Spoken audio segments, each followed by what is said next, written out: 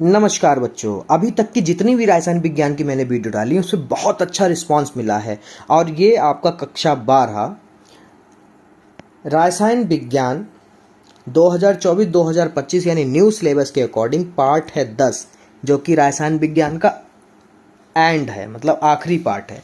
इसका नाम है जैव अणु। तो कोशिश करेंगे पहले वीडियो की तरह बहुत साफ़ सुथरा लिखें और आपको समझ में आना चाहिए, ठीक है। अगर समझ में आता है तो वीडियो को लाइक करें, और भी किसी भी पार्ट में अगर आपको कोई भी टॉपिक समझ में नहीं आ रहा तो आप मेरे चैनल के प्लेलिस्ट पर जाकर वहाँ पर विजिट कर सकते हैं। सभी पार्टों की अलग अलग प्लेलिस्ट पड़ चुकी है, ठीक है। तो देखिए, पहले में आप समझेंगे, जैसे कि नाम हमारा है जैव अणु, तो जैव अणु पहले टॉपिक ले लेते हैं। और जैव अणु में क्या होता है? जैव अणु वे निर्जीव पदार्थ जो जीवन का आधार माने जाते हैं, ठीक है, उन्हें क्या कहते हैं? जैव अणु। एक इस तरह से भी आप इस परिभाषा को लिख सकते हैं, जीवित प्राणियों की बुद्धि एवं विकास में सहायक होते हैं, वे जैव अणु कहलाते हैं। उदाहरण पे कार्बोहाइड्रेट, वसा, प्रोटीन, न्यूक्लिक अम्ल आदि। चलिए पहले पढ़ते हैं, कार्बोहाइड्रेट को समझते हैं। कार्बोहाइड्रेट क्या होता है? कार्बोहाइड्रेट प्रकृति में पादप तथा जंतुओं में पाया जाता है। यह कार्बनिक यौगिक होता है। यह मुख्यतः पादपों में पाया जाता है। दूध, गन्ना, चुकंदर, आम, केला और बाजरा आदि विभिन्न कार्बन, हाइड्रोजन तथा ऑक्सीजन युक्त पॉलीहाइड्रिक एल्डिहाइड कीटोनों होते हैं। इसमें कार्बन, हाइड्रोजन तथा ऑक्सीजन का अनुपात 1:2:1 होता है। जैसे ग्लूकोज, फ्रुक्टोज, सुक्रोज। इन सबको हम आगे की वीडियो में आपको बताएंगे, ठीक है। अब पढ़ते हैं कार्बोहाइड्रेट का वर्गीकरण। नंबर 1, शर्कराएं। शर्कराएं क्या होता है बच्चों, उसको समझिए। शर्कराएं जो होते हैं वे कार्बोहाइड्रेट जो जल में विलय, स्वाद में मीठे तथा क्रिस्टलीय ठोस होते हैं, शर्कराएं कहलाते हैं। उदाहरण पे ग्लूकोज, सुक्रोज, फ्रक्टोज इत्यादि। अब अशर्कराएं क्या होती हैं उनको भी समझ लेते हैं। अशर्कराएं वे कार्बोहाइड्रेट जो जल में अविलय, स्वादहीन तथा अक्रिस्टलीय होते हैं, मतलब बिल्कुल शर्कराओं का उल्टा, ठीक है। अशर्कराएं कहलाती हैं या कहलाते हैं। जैसे ग्लाइकोजन, ठीक है। अब हमारे जीवन में कार्बोहाइड्रेट का महत्व क्या है, ये क्यों जरूरी होता है, इसको भी समझ लेते हैं। कार्बोहाइड्रेट का महत्व निम्न है। कार्बोहाइड्रेट शरीर के लिए काफ़ी महत्वपूर्ण होते हैं, क्योंकि इनके मंद दहन में ऊर्जा उत्पन्न हमारे शरीर में कार्य करने के लिए प्रयुक्त होती है। जैसे यहाँ पर हम लेते हैं C6H12O6, ठीक है, और यहाँ पर ऑक्सीजन है। तो ये जब हल्के हल्के दहन होगी तो हमारा कार्बन डाइऑक्साइड और जल बनेगा, अतः यही जैव ईंधन भी कहलाते हैं, ठीक है। अगर आप समझाएंगे आपको फ्रक्टोज के बारे में, जिसका अणु सूत्र होता है C6H12O6, कुछ बिल्कुल ग्लूकोज की तरह, तो बिल्कुल ही ग्लूकोज की तरह। आपके फ्रक्टोज से जुड़े जितने भी आपसे बोर्ड में क्वेश्चन पूछे जा सकते हैं, अगर आपने ये वीडियो क्लियर कर ली, कॉन्सेप्ट क्लियर हो गया आपको, तो ये सब हो जाएगा, ठीक है। ज़्यादा लंबी वीडियो नहीं होती हमारी। फ्रक्टोज की बनाने की विधि क्या होती है? सबसे पहले नंबर 1, जब सुक्रोज की क्रिया जल से कराई जाती है तो फ्रक्टोज बनता है। जैसे कि मैंने पीछे भी बताया था कि ग्लूकोज और फ्रक्टोज बनता है। सीधे करा दीजिए, सुक्रोज की क्रिया किससे कराते हैं? वाटर से। यह हमारा फ्रक्टोज और यह हमारा ग्लूकोज, ठीक है। नंबर 2, जब इनुलिन स्टार्च की क्रिया जल से कराई जाती है, तो ये इनुलिन जो है स्टार्च है और ये हमारा जल है, तो हमें क्या मिल रहा है? फ्रक्टोज, ठीक है। 2 मैंने आपको बताई हैं, 2 ही पूछी जाती हैं। नंबर 2 हमारा भौतिक गुण है। नंबर 1 इसमें भौतिक गुण में इसका गलनांक 102 डिग्री सेल्सियस होता है। नंबर 2 यह सबसे अधिक मीठी शर्करा है, यह सबसे मीठी होती है। नंबर 3 यह रंगहीन क्रिस्टलीय ठोस होता है। इसमें रंग नहीं होता मगर ये क्रिस्टलीय ठोस होगा। रासायनिक गुण, एथिल अल्कोहल, ठीक है, एथिल अल्कोहल ले रहे हैं। जब फ्रक्टोज की क्रिया एथिल अल्कोहल से कराई जाती है तो एथिल अल्कोहल बनता है, ठीक है। तो यहाँ पर देखो हमने यहाँ पर एथिल अल्कोहल लिया है और फ्रुक्टोज लिया है, तो हमारा क्या बन जाएगा, एथिल अल्कोहल फ्रुक्टोज, ठीक है। दूसरा है कीड1, यह जाइमेज की उपस्थिति में अपघटित होकर अल्कोहल व कार्बन ऑक्साइड देती है। तो हम जब फ्रक्टोज को ले रहे हैं, जाइमन की उपस्थिति में इसको क्रिया करा रहे हैं, तो हमें क्या मिलेगा, अल्कोहल, ठीक है, कार्बन डाइऑक्साइड, ठीक है, बेंजीन अल्कोहल मिला है। उपयोग क्या होता है इसका बच्चों, पहला मधुमेह रोगियों के सकरा के रूप में, मधुमेह जो होते हैं, जिन रोगी होते हैं उनके सकरा के रूप में इसको इस्तेमाल किया जाता है, कह सकते हैं जीरो शुगर। मीठी गोलियां तथा टॉफियों के निर्माण में, ठीक है। तो बच्चों आज हम आपको एक टॉपिक है हमारा सुक्रोज को क्लियर कराते हैं। इसका अणुसूत्र होता है C12H22O11। विधियां कौन कौन सी होती है देखिए, औद्योगिक विधि से सुक्रोज का निर्माण 4 पदों में होता है। नंबर 1 रस का निष्कर्षण में, नंबर 2 विरंगीकरण में, नंबर 3 रस का सांद्रण में, नंबर 4 है रस का शोधन, ठीक है। तो रस का जब शोधन होता है तो डायरेक्ट हमें मिल जाता है, मतलब आपको क्लियर होनी चाहिए, 1 2 3 होनी चाहिए क्लियर, ठीक है। चलिए पहला है रस का निष्कर्षण। पहले हम गन्ने को लेते हैं, इसे साफ रोलर मिल में डाल देते हैं जहां पर 90 से 95 डिग्री गन्ने का रस हो जाता है। जो मैंने आपने गन्ने का जूस पिया होगा, ये उसी विधि का बता रहे हैं। फिर है विरंगीकरण। शोधित रस, जब रस मिल जाता है, रस पर जंतु चारकोल प्रवाहित कर देते हैं जहां से कार्बन अशुद्धियां अवशोषित हो जाती हैं, जिससे रंगहीन रस प्राप्त होता है। तो जो आपका रस मिलता है उसको विरंगीकरण करने का मतलब उसका रंग को साफ कर देना, ठीक है। नंबर 3 है रस का शोधन, डायरेक्ट करते हैं, ठीक है।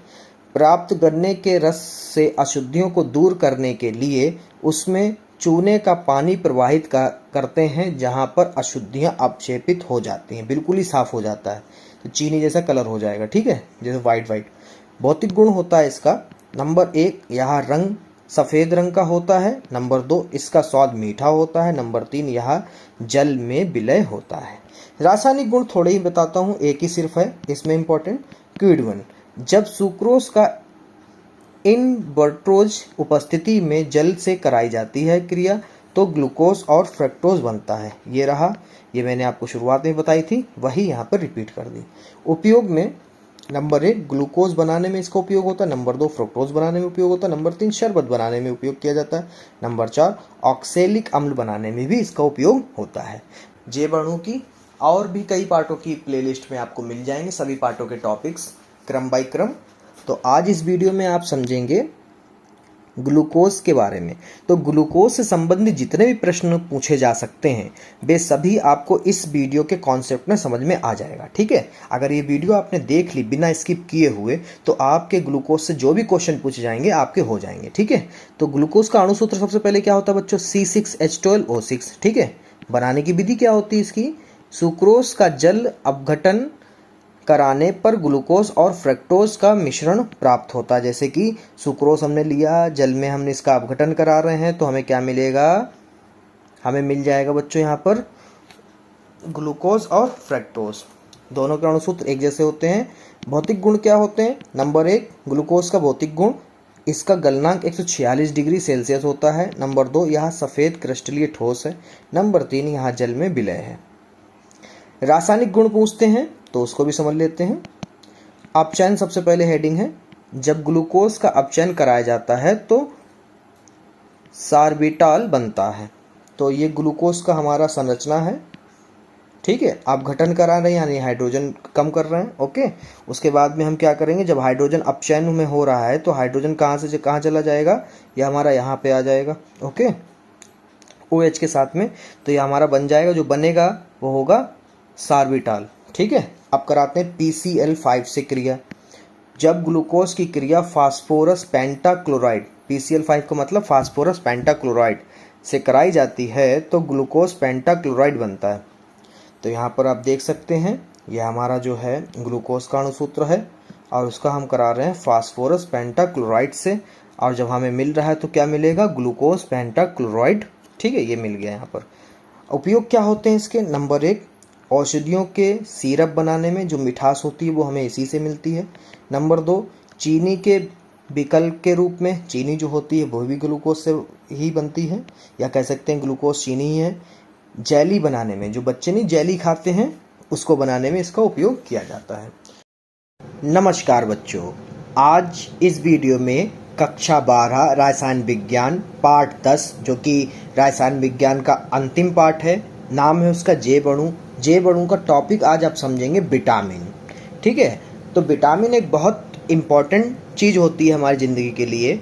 इसको आपके पेपर में सबसे ज़्यादा पूछा जाता है, कम से कम 6 नंबर का विटामिन टॉपिक से लिया जाता है अभी तक। ठीक है, तो चलिए इसको समझते हैं।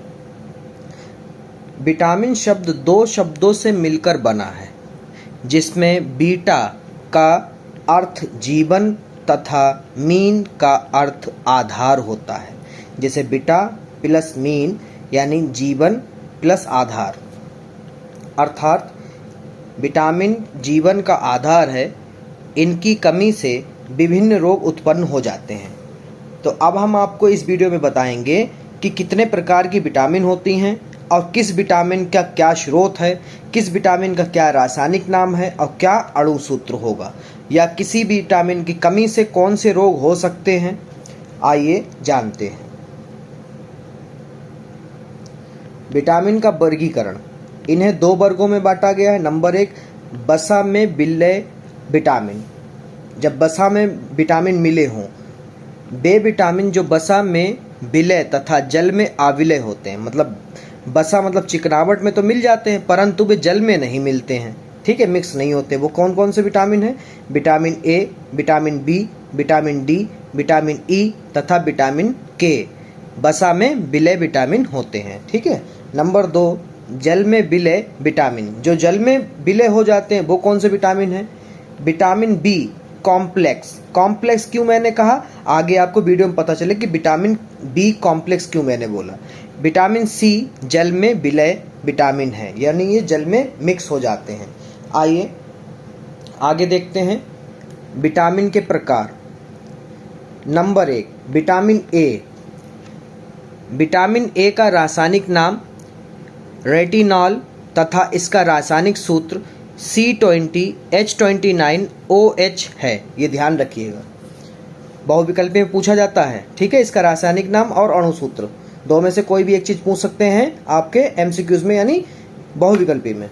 विटामिन ए के स्रोत क्या क्या होते हैं, यहाँ दूध, दही, मक्खन, अंडा, गाजर, टमाटर, मछली के तेल इत्यादि इसके मुख्य स्रोत हैं। विटामिन ए की अगर हमारे शरीर में कमी हो जाए तो उससे क्या क्या रोग उत्पन्न हो सकते हैं, देख लीजिए। विटामिन ए की कमी से रतौंधी नामक रोग हो जाता है। ठीक है, अब देख लीजिए विटामिन बी।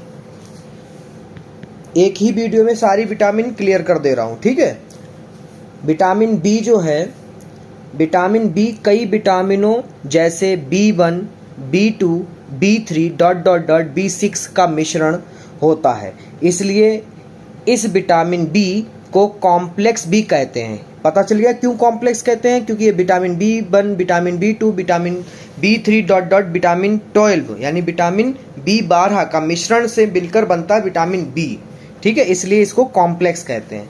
तो विटामिन बी के स्रोत क्या क्या होते हैं, इसका मुख्य स्रोत खमीर होता है।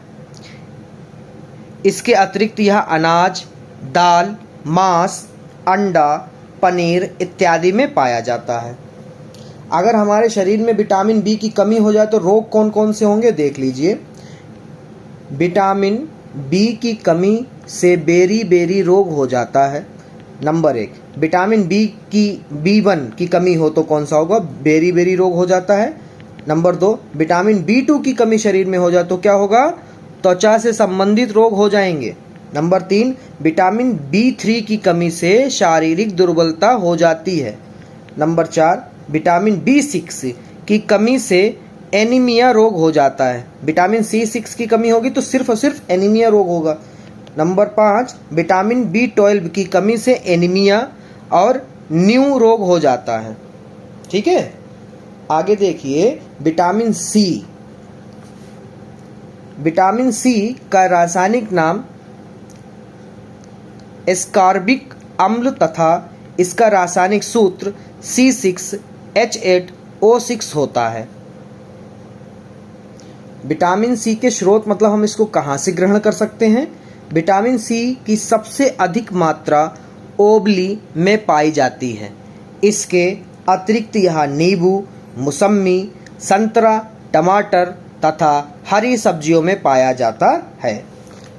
अगर हमारे शरीर में विटामिन सी की कमी हो जाए तो कौन से रोग उत्पन्न होंगे? देखिए, विटामिन सी की कमी से स्कर्वी रोग हो जाता है, जिससे यानी खांसी आसानी से नहीं, माफ़ करिए, यहाँ पर होगा घाव। क्या होगा? घाव आसानी से नहीं भरते, मसूड़े फूल जाते हैं और उनसे रक्त बहने लगता है। विटामिन डी, देखिए मैंने सभी टॉपिक्स को बहुत इजीली क्लियर करा दिया, सभी विटामिन्स को, तो वीडियो थोड़ी हो सकता लंबी हो जाए, बट एक ही वीडियो में सारे विटामिन्स आपके क्लियर हो जाएंगे। अगर विटामिन से कोई भी क्वेश्चन पूछता है तो आपका क्लियर होना तय है। ठीक है, विटामिन डी। विटामिन डी का रासायनिक नाम कैल्सीफेरोल तथा अणुसूत्र जो है C27H44O3 होता है। अब अच्छा, विटामिन डी को कहाँ से ग्रहण कर सकते हैं? विटामिन डी सूर्य के प्रकाश में सबसे अधिक पाया जाता है, यानी सूरज की रोशनी में। इसके अतिरिक्त यह दूध, मक्खन, मछली, मांस में भी पाया जाता है। विटामिन डी की अगर कमी हो जाए तो हमें कौन कौन से रोग होने के चांसेस रहते हैं? देखिए, नंबर 1, विटामिन डी की कमी से सूखा रोग हो सकता है। नंबर 2, इसकी कमी से बच्चों के दांत समय से नहीं निकलते हैं। अब आते हैं विटामिन ई की तरफ, मोस्ट इंपॉर्टेंट। कई बार ये सारे विटामिन कई बार पूछे गए, मतलब एक ना एक विटामिन तो हर बार पेपर में आता ही है। विटामिन ई का रासायनिक नाम है टोकोफेरोल, अणुसूत्र C29H50O2। विटामिन ई को स्रोत मतलब कहाँ से इसको ले सकते हैं? यहाँ अंकुरित गेहूँ, सूरजमुखी के तेल, बिनोले के तेल, अंडा, मांस इत्यादि में पाया जाता है। कौन कौन से रोग हो सकते हैं अगर विटामिन ई की कमी हो जाए? नंबर 1, इसकी कमी से प्रजनन क्षमता कम हो जाती है। नंबर 2, त्वचा की चमक कम हो जाती है। नंबर 3, मांसपेशियां कमजोर हो जाती हैं। एक नया विटामिन आया जो आपने अभी तक नहीं सुना होगा, अगर सुना तो अच्छी बात है, नहीं सुना तो आप देख लीजिए। Vitamin H. क्या है? Vitamin H. रासायनिक नाम इसका होता है बायोटीन और अणुसूत्र होगा इसका C10H16O3N2S। ठीक है, याद कर लीजिए, नया है तो आपको हो सकता है MCQs में दे दे।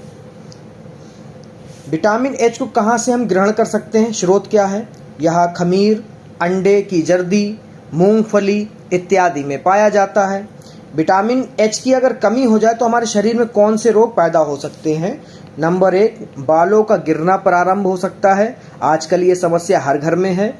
नंबर 2, त्वचा के रोग हो सकते हैं। नंबर 3, लकवा हो सकता है। विटामिन के, रासायनिक नाम है बच्चों इसका फाइलोक्विनोन, अणुसूत्र होगा C31H26O2। विटामिन के स्रोत क्या होंगे? विटामिन के पालक, बैगन, गोभी, गाजर इत्यादि में पाया जाता है। विटामिन बी की कमी हो तो कौन से रोग हो सकते हैं हमारे शरीर में? रक्त पतला हो जाता है, जिससे रक्त के जमने का समय बढ़ जाता है। ठीक है, तो आपके सारे विटामिन्स क्लियर हो गए। वीडियो थोड़ी सी लंबी हो गई, बट मुझे पूरा यकीन है अगर बोर्ड में आपसे एक भी क्वेश्चन विटामिन से पूछा जाएगा तो आपके विटामिन से सारे के सारे नंबर मिलेंगे। बहुत जल्द मिलते हैं अगली वीडियो में। नमस्कार एवं धन्यवाद। एक बात और, अगर आप हमारे चैनल पे पहली बार हैं तो चैनल को सब्सक्राइब कर दें, या किसी भी क्लास कक्षा 12 में किसी भी चैप्टर में रसायन विज्ञान में समस्या हो रही हो तो आप मेरे चैनल के प्ले लिस्ट पर जाकर जिस लेसन में समस्या है उस लेसन के टॉपिक क्लियर कर सकते हैं। बिल्कुल इसी तरह से समझाए गए हैं। अगर आपको नोट्स चाहिए हो तो आप मेरे व्हाट्सअप चैनल पर जाकर, जिसका लिंक आपको मिलेगा मेरे चैनल के अबाउट सेक्शन में, वहाँ पर मुझसे किसी भी लेसन के PDF मांग सकते हैं, बिल्कुल निःशुल्क। मिलते हैं अगली वीडियो जो कि होगी हार्मोन्स के ऊपर, हार्मोन्स के बारे में कि हार्मोन्स क्या है, यानी पार्ट 10 जैव अणु का इम्पोर्टेंट टॉपिक में से एक हार्मोन है। अगर आप इस पार्ट की और भी वीडियो देखना चाहते हैं तो आप मेरे चैनल के प्ले लिस्ट में जाकर वहाँ पर कक्षा 12 रसायन विज्ञान पार्ट 10 जैव अणु की प्लेलिस्ट खोलकर जितने भी टॉपिक हैं वे सभी आपके बोर्ड एग्ज़ाम से संबंधित वीडियो ही आपको वहाँ पर मिलेंगी। ठीक है, तो चलिए अपने टॉपिक पे वापस आते हैं जिसका नाम है हार्मोन। हार्मोन क्या होता है? वे रासायनिक पदार्थ जो विशेष कोशिकाओं द्वारा स्रावित होते हैं एवं पास तथा दूर की विशिष्ट कोशिकाओं की कार्य की या को प्रभावित करते हैं, हार्मोन कहलाते हैं। ठीक है, आइए हार्मोन का हम वर्गीकरण समझते हैं। हार्मोन क्या है, ये परिभाषा आपसे बहुत कम पूछी जाती है। आगे की ये जो शुरू हो रहे हैं हार्मोन का वर्गीकरण, यहाँ से आपका सर्व अधिक पूछा जाता है। हार्मोन का वर्गीकरण 3 भागों में किया गया है। हार्मोन को रासायनिक गुणों के आधार पर 3 भागों में वर्गीकृत किया गया है। Number 1 steroid hormone, number 2 polypeptide hormone, number 3 amine hormone. चलिए पहले टॉपिक को पढ़ते हैं जिसका नाम है स्टेरॉयड हार्मोन। ये क्या होता है? सभी स्टेरॉयड यौगिक 4 रिंग युक्त होते हैं। 4 रिंगों से मिलकर बनते हैं स्टेरॉयड यौगिक, जिनमें से 3 साइक्लोहेक्सेन तथा 1 साइक्लोपेंटेन रिंग होती हैं। जो 4 रिंगें होती हैं उसमें से 3 साइक्लोहेक्सेन तथा 1 साइक्लोपेंटेन की रिंग होती है। यह जल में आबिले परंतु वसा में विलय होते हैं। इन्हें भी 2 भागों में बांटा गया है। नंबर 1 लिंग हार्मोन, नंबर 2 स्ट्रीनल कार्टिकल हार्मोन। चलिए नंबर 2 जो था उसको हम पढ़ते हैं जिसका नाम है पॉलीपेप्टाइड हार्मोन। तो ये रहा हमारा पॉलीपेप्टाइड हार्मोन। यह पॉलीपेप्टाइड श्रृंखला का बना होता है। इनमें एमिनो अम्ल की संख्या 3 से 200 तक होती है। इनका बहाव पीयूष ग्रंथि, पैराथायराइड ग्रंथि तथा अग्नाशय से होता है। नंबर 3 जिसका नाम है एमीन हार्मोन। यह एमिनो अम्ल होते हैं जो एपिनेफ्रिन स्ट्रेनिल के केंद्रीय भाग द्वारा स्रावित होते हैं। ये शरीर के संकटकालीन परिस्थितियों का सामना करने के लिए तैयार रहते हैं। ठीक है, तो ये आपको ऐसे ही याद कर लेने हैं। एक बार वीडियो पीछे बैक करेंगे और फिर से लगाएंगे तो आपको याद हो जाएंगे। अब हार्मोन के प्रकार हैं बच्चों। नंबर 1 है हमारा अंतःस्रावी हार्मोन। वे हार्मोन जो अंतःस्रावी ग्रंथियों से निकलकर रक्त में मिलकर दूर की कोशिकाओं के कार्य को प्रभावित करते हैं, अंतःस्रावी हार्मोन कहलाते हैं। ठीक है, कहने का मतलब जो अंतःस्रावी ग्रंथियों से निकलकर खून में मिलकर दूर की कोशिकाओं के कार्य को प्रभावित करते हैं, मतलब उस पर फर्क डालते हैं, उसी को हम लोग अंतःस्रावी हार्मोन कहलाते हैं। फिर है हमारा उत्तकीय हार्मोन नंबर 2। ये हार्मोन जो अंतःस्रावी ग्रंथियों से निकलकर उत्तक द्रव से मिलकर केवल आसपास की कोशिकाओं को प्रभावित करते हैं, उत्तकीय हार्मोन कहलाते हैं। आपके हार्मोन टॉपिक से जो भी प्रश्न पूछे जा सकते हैं मैंने इस ही वीडियो में संकलित कर दिए हैं। अगर आपका ये वीडियो क्लियर हो जाएगा तो आपसे हार्मोन से पूछे जाने बोर्ड में पूछे जाने वाले सभी सवाल भी सॉल्व हो जाएंगे। मुझे उम्मीद है ये वीडियो आपको समझ में आएगा। समझ में आया तो वीडियो को लाइक करें, चैनल को अभी सब्सक्राइब करें। अगर आप कक्षा 12 रसायन विज्ञान में किसी के लेसन में किसी भी टॉपिक में फंस रहे हैं तो हर लेसन की अलग अलग प्लेलिस्ट बनी हुई है। हर टॉपिक उसमें आपको लेसन बाय लेसन मिल जाएगा, तो आप उस लेसन के टॉपिक को जो भी समझना चाहते हैं आप टॉपिक वाइज उसको देख सकते हैं। नमस्कार, धन्यवाद। अगली वीडियो है प्रोटीन की, जिसमें हम आपको समझाएंगे प्रोटीन के बारे में। प्रोटीन क्या होता है या फिर प्रोटीन से संबंधित जितने भी क्वेश्चन आपसे पूछे जा सकते हैं बस एक वीडियो ये देखिए और सारे प्रोटीन के क्वेश्चनों के आंसर आप अपने आप ही दे देंगे। ठीक है, तो चलिए आप लौटते टॉपिक पे जिसका नाम है प्रोटीन। तो प्रोटीन होता क्या है, देखिए। प्रोटीन उच्च अणुभार वाले नाइट्रोजन युक्त जटिल कार्बनिक यौगिक होते हैं जो सभी जंतुओं तथा पादप कोशिकाओं के कोशिकीय द्रव में पाई जाती हैं। उसे हम लोग क्या कहते हैं, प्रोटीन कहते हैं। प्रोटीन के स्रोत क्या होते हैं, देखिए। प्रोटीन के मुख्य स्रोत दालें, अनाज, मटर, सोयाबीन, दूध, अंडा, मांस, मछली व पनीर हैं। अच्छा, अब आपसे क्वेश्चन एक पूछा जाएगा कि प्रोटीन के कार्य क्या होते हैं। ठीक है, अगर आपसे क्वेश्चन पूछा जाए प्रोटीन के स्रोत क्या होते हैं तो आप वहाँ पर ये आंसर लिख सकते हैं। अगर प्रोटीन के कार्य पूछे जाए तो यहाँ से आपको आंसर मिल जाएगा। प्रोटीन जल अपघटित होकर एमिनो अम्ल देती है। यह एमिनो अम्ल शरीर के विभिन्न भागों में पहुंचकर नए ऊतकों तथा कोशिकाओं का निर्माण करते हैं एवं पुराने ऊतकों की मरम्मत करते हैं। यही प्रोटीन का कार्य होता है। अगर हम आपसे कहें कि प्रोटीन का जो कार्य होता है वो क्या होता है बच्चों, ये कार्य होता है शरीर के विभिन्न भागों में। ठीक है, शरीर के विभिन्न भागों में नए ऊतक तथा पुराने ऊतकों की, नए ऊतक का जो निर्माण करे और पुराने ऊतकों की मरम्मत करे, यही प्रोटीन का कार्य होता है। ठीक है, तो आप अपनी भाषा में भी वहाँ पर लिख सकते हैं। ओके, मुझे उम्मीद है ये समझ में आया होगा। एक और टॉपिक आपसे इसका पूछा जाता है, उसका नाम चलिए फिलहाल